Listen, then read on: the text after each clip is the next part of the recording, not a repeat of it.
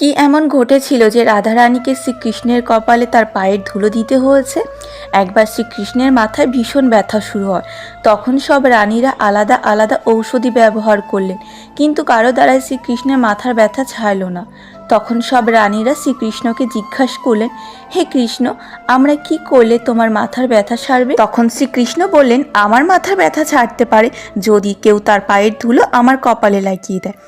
এই কথা শোনা মাত্রই সব রানীরা ভয় পেয়ে গেলেন। তারা ভাবলেন, ভগবানের কপালে যদি আমরা আমাদের পায়ের ধুলো লাগাই তবে এটি একটি মহাপাপ হবে, আমরা সবাই নরকে চলে যাব। তাই তাদের মধ্যে কেউ এগিয়ে এলো না। কিন্তু যখনই এই কথা আমাদের শ্রী রাধারানীর কানে গেল, তখনই তিনি বিন্দুমাত্র না ভেবে নিজের পায়ের ধুলো শ্রীকৃষ্ণের কপালে লাগিয়ে দিলেন এবং বললেন, যদি আমার নরকে যাওয়ার ফলে শ্রীকৃষ্ণের মাথার ব্যথা ভালো হয় সেও আমার কাছে মঞ্জুর। তো বন্ধুরা, তোমরা যদি রাধারানীর প্রিয় ভক্ত হয়ে থাকো তাহলে চ্যানেলটিকে সাবস্ক্রাইব করে কমেন্টে রাধে রাধে লিখেছো।